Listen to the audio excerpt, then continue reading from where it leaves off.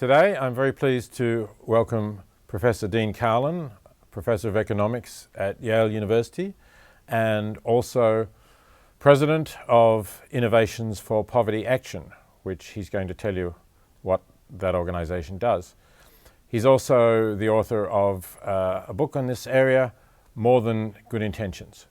So Dean, welcome to Princeton and to the course on effective altruism. Great, thanks. It's great to be here. So you're an economist. I think a lot of people would be surprised to find that an economist is working on issues about the effectiveness of interventions to reduce poverty or to help the global poor. Would you like to tell us how you came to be in this situation? Sure. So I came about it first as a humanitarian. I was very interested in issues of international human rights and development. But my undergraduate major was in foreign affairs. I was more interested in things on political philosophy and things of this nature. And I took an internship 2 years out of college, just before going back to business school, in El Salvador to work for a microcredit organization. This was 1992, so it was before the days of the internet.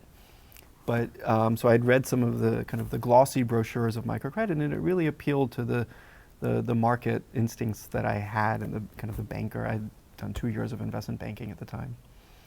And here's this idea that there's women who are not getting access to credit. They have great opportunities for some sort of small enterprise, and what they need is a loan to help themselves and help build up income, and with that income, improve the health and education of their children, et cetera, et cetera. So it really appealed to me. So I went down for a year as an intern, totally unrelated to research and what they were doing. I was developing software systems for them.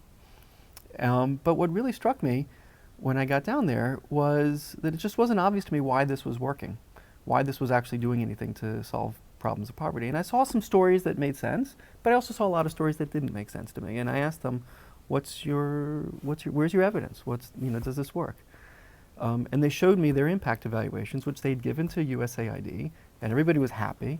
And it was no different than others were doing. That I had other friends working for other nonprofits in El Salvador, and similar types of studies, but they were really, really bad studies, to be perfectly blunt. They asked participants in the studies, are you doing better than you were a couple years ago? And I didn't have any formal training, but I knew enough to know that that doesn't make too much sense as an actual metric of success. So they weren't considering any other people who hadn't got the loans as to whether they were also doing better. Maybe the whole economy was doing better or whatever. Maybe the whole economy was doing better. Maybe the microcredit program, which says they're choosing entrepreneurial people, was doing just that. Right. And so entrepreneurial people do better over time than people who are less entrepreneurial. So that got me excited to try to figure out does this work or not? And I had a very mathy background. That was kind of always my thing when I was younger. So when I started looking into what disciplines I could study more about to learn more about what works and what doesn't, it was clear to me that economics was had the toolkit, both analytically and theoretically, to understand these markets, to understand human behavior in this context, and also the empirical toolkit to do the statistical work, to be able to set up, to understand whether things are working or not. So that's what kind of inspired me to go back to graduate school and get a PhD in economics. And so then, from then on, you were always thinking of this idea of how can we decide what is really going to be effective in terms of helping the global poor? Exactly. And in graduate school at that time, there had been a fairly long history of research which compared one country to another. We gave more aid over here and less aid over here. Is this country doing better? And there was a lot of frustration with how much you can really learn from that kind of study, because there's just too many things that are going on across countries to be able to isolate aid and say what the causal effect of aid in general. And the second concern with that is that it's in some sense asking just too grand a question. That there's no such thing as aid in just a monolithic way. That there's good aid and there's bad aid, and ultimately the question is about, does this particular project work and does this idea work, not about the mere concept of aid. And so when I was in graduate school, it was right when there was right when people were kind of taking that turn away from these kind of macro level studies and saying, let's go to the ground and set up a test. Rather than sit there and debate this endlessly with data that are questionable, let's just go to the ground and work with a group that's doing something, and let's just set up a simple test and find out, does A work better than B or not? Right. Now, since you mentioned this idea of people thinking of aid as one thing. Maybe this is a good opportunity to ask you about some of the aid critiques that people often talk about. So there's William Easterly's book, The White Man's Burden. There's Dambisa Moyo with Dead Aid. My Princeton colleague Angus Deaton has a chapter on, which is really somewhat critical of aid in The Great Escape. So what's your response to this view that essentially, I guess you could sum it up as, aid doesn't work? So I have two critiques to it. One is that it is the wrong question to pose, that the question should be about a particular aid, that there is no simplistic answer, that there's certainly situations where you could imagine aid has done harm, but I can point to situations where we've seen long-term beneficial effects from aid. So the first is just that it's kind of like asking are all health services good, right? So certainly there's some quack doctors out there that are bad and some that are good. Are all schools good? Well, no, we like education. Education's good, but some are good and some are not. Some might just waste people's time. So in that sense, it's, the question is too grand.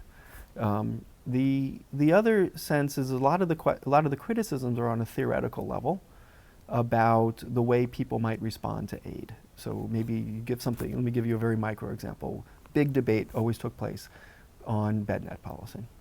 Should you give them away for free, or should you sell them? Right, and this is something that Easterly wrote a lot about in his book, and others have proposed saying no, we should give them away for free. And there's actually good theoretical reasons to make the argument, and if you listen to the theory, you're like, well, these are good competing arguments. What's right? And that's where our approach is to say, well, these are good theories. One of them is going to overpower the other.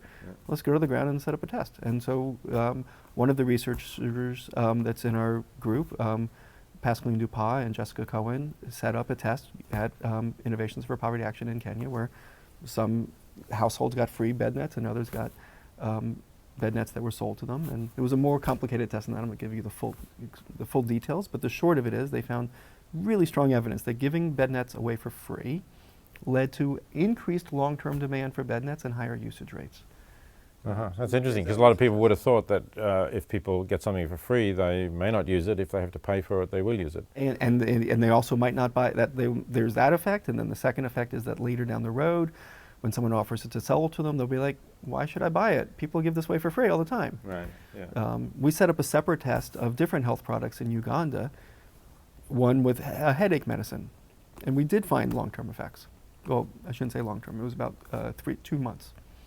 So give a headache medicine away for free, and 2 months later, people were less likely to buy the headache medicine.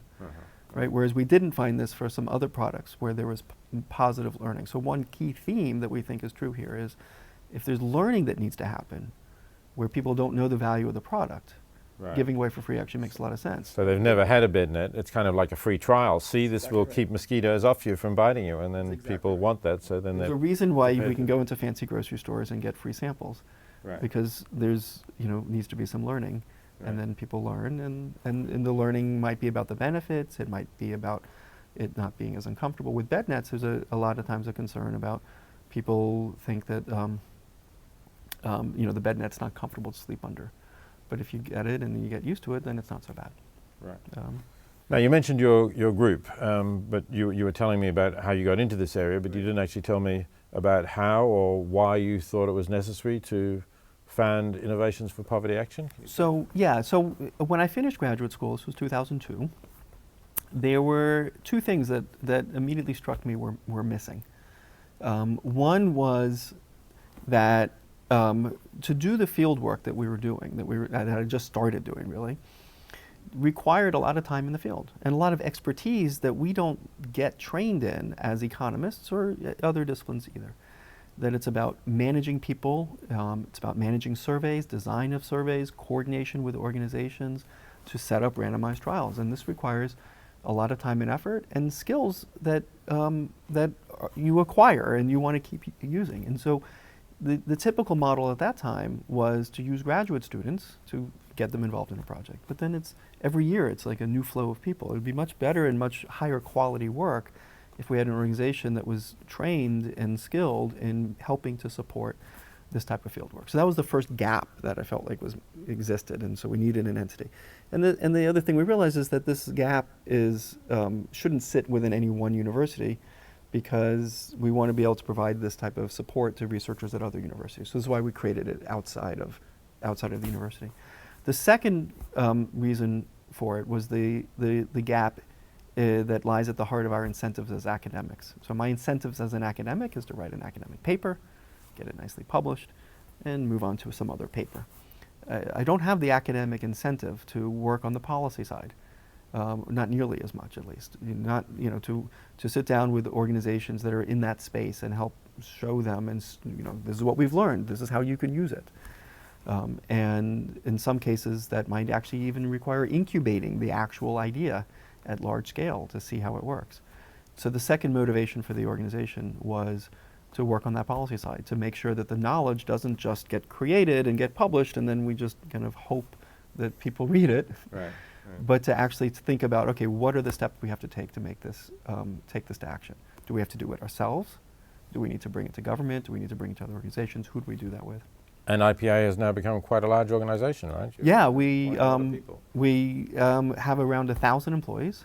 About half of those are full-time, long-term employees, and about half of them are short-term hire for management of a particular project, like a survey or something of this nature. How many of them are living in the United States or other affluent countries? Not too many. Most of them are in the field. So I think in the United States we have something in the ballpark of 70 to 80 employees, and the rest are all international, living overseas. We have about 18 countries that we have focused on.